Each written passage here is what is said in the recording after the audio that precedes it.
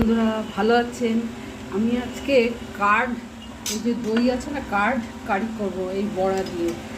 সাধারণত এটা মিষ্টি মিষ্টি করি, এবার ঝাল, যাকে বাংলায় বলে ঝাল তরকারি, দই দিয়ে বড়া দিয়ে ঝাল তরকারি।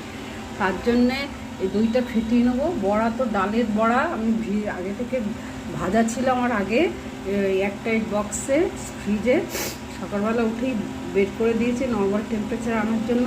আর এখানে একটা মশলা গ্রাইন্ডিং মেশিনে দেবো, পেঁয়াজ, রসুন, আদা আর কাঁচা লঙ্কা আর এই জিরে, ধনে আর 1 পিঞ্চ মতো গরম মশলা।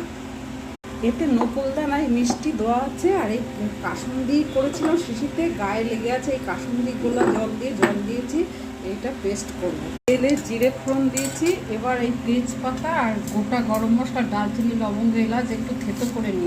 এবার একটু গুঁড়ো গোলমরিচ একটুখানি ফোড়ন দিলাম।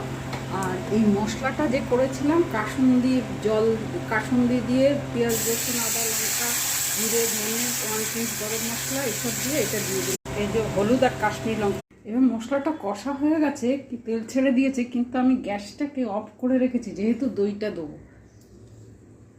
গ্যাসটা এখনও আমি জ্বালাইনি, এই বড়াগুলো দিয়ে দিচ্ছি আর নুন। এবার একটু কাঁচা তেল দেবো। যারা ঘি খান, আমরা ঘি একটু কম খাই না যে একেবারে তা না, তবে কোলেস্ট্রলের ওষুধ খাই তো, ওই জন্য বয়স হয়ে গেছে, একটু ঘিটি কম খাই মাঝে মধ্যে।